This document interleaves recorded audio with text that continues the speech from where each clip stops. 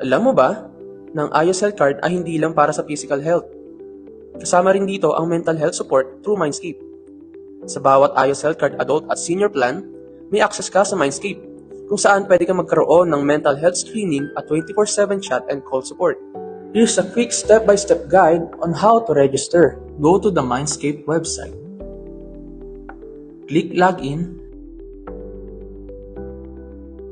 then choose the option to register.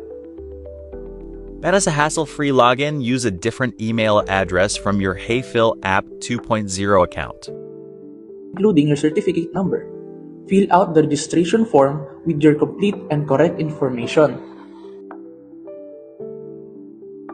Make sure na tama ang email address na ilalagay mo because you will receive a verification link.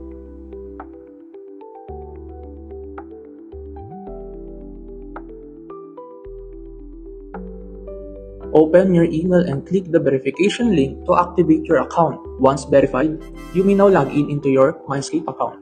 From your dashboard, you can access your available mental health benefits, including screening and support services. With IOS Health Card, hindi lang physical health ang inaalagaan, kasama rin ng iyong mental wellness.